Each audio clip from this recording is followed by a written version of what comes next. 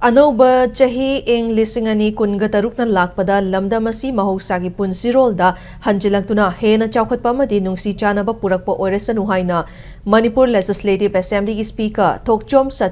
Satyabratana miyamda paujalakli. Assembly da leiba mahaki office chamber da pangthokpa pawgi mifamda Speaker na makha taraduna Anauba chahi lisingani kunga taruga sibu miyamda harau tayamna Okminaduna afaba amadi nungaiba yaifaba oiminarasi haina paujalakli.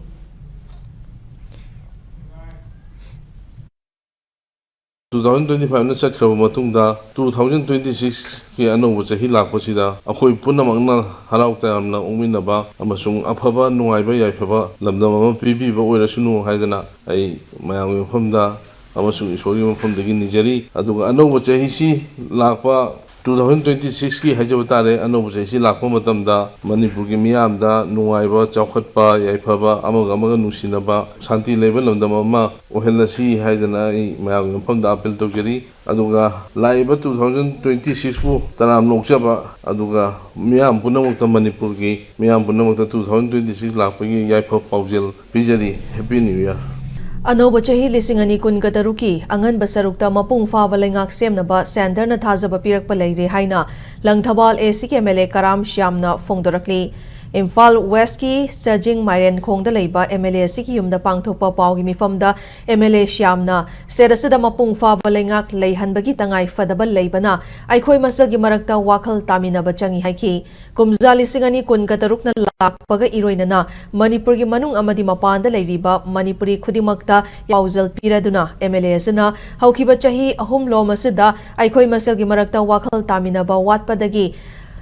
nanglakliba chaitheng IDP sing relief ta wana leliba sing asi yenglaga athuba matamda waroshin purakna bahona minasi haiki loina si maitei furupki oina yamna maruiba ibendo Imoinu gi ira thauni numinasida lamdam asigi apunba saktam purakna bamadi chahonga hongba semitlon faba lamdam amagidama thauminasi loina hayengdagi pangthokadoriba kabui furupki Gaangai kumhaigidama kabui ichilinau singsu afabata oiduna Manipur si mausagumna ingna chikna leiminaba oirasi haina paujal pirakli. Anauba chahi 2026 na lakpada Manipur gi manung amasung mapanda leiriba Manipur gi miyamda yaifa paujal pijari ngasi si maitei singi oinadi Imoinu da ngamjaba adi ano apet nga sa katna shori mafamda adi thauni jaraga leipak ya punma saktam porpa ngamna na ba hona jabaga loinana Gaangai da saruk ya biriba kabui islinau sing mayam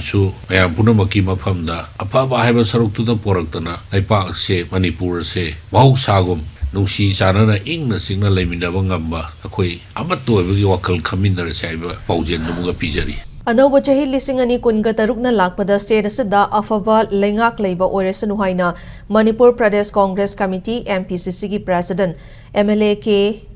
Megachandrana paujalakli Babupurada leiba MLA asigi chamber da pangthokpa pawgi mifamda Megachandrana anauba chahi asida lamdam asibu mahusagi punsirolda hanjin handuna yumthong khudingda miyoibagi right fangba oiminarasi amaga gi marakta leiminaramba Thazanadaba amadi nungsinadaba pumnamak humkhiduna nungsi chanaba amadi chawkhatpa lamdam ama oiminarasi haina paujalakli. Haukiba sahi asi awa anana thalaba sahi mipum khudimaki ningba kaiba adugumba sahi oiki adubu Manipur haiba wakhalun dumbakti kaiba ngaukhide anauba sahi sina lakpasidadi mipum khudimaki santi asokpa kaya sibu phagalhanba ngamba amasung yumthong khudimakta mipum khudimaki hak phangba ngamba sahi oirasin loinana anauba sahi sina lakpasida amaga thajanaba amaga nungsinaba community amaga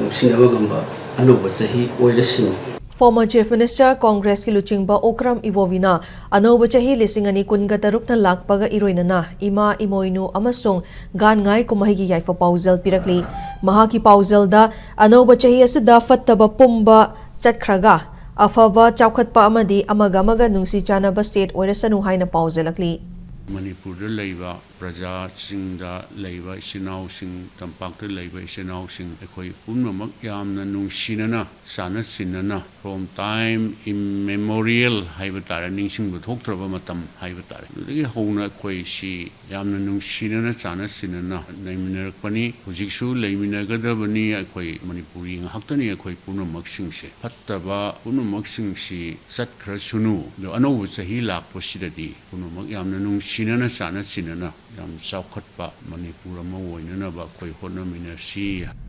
Imoinu ira thauni numitka mari leinana BJP Manipur Pradesh ki President Adhikari Mayum Sarda Devi na lamdam asigi miyamda yaifa pauzal pirakli loinana anauba chahi lisingani kungataruk na lakpada lamdam asida peace hanjinduna ing tappa lamdam ama purakpa oirasanu hairakli Ariba chahi 2025 na loshilakpa aduga 2026 lakpa sida anauba chahi gi khongchat asida aikhoi punamaksu hana leiramba pokningda leiramba wakhal amamba nungaitaba punamak thatoaga anauba wakhal amaga loinana aikhoi yamna hena afaba nungaiba thanti leiba adugumba aikhoi gi punsi marela malenba ngamnana gi damakta aikhoi punamak ishor gi mafamda niminasi loinana aikhoi punamak nungai yaifana anauba chahi sina lakpada Laiminasi Haiba Sugumba Pauzelasi Yamda Pija.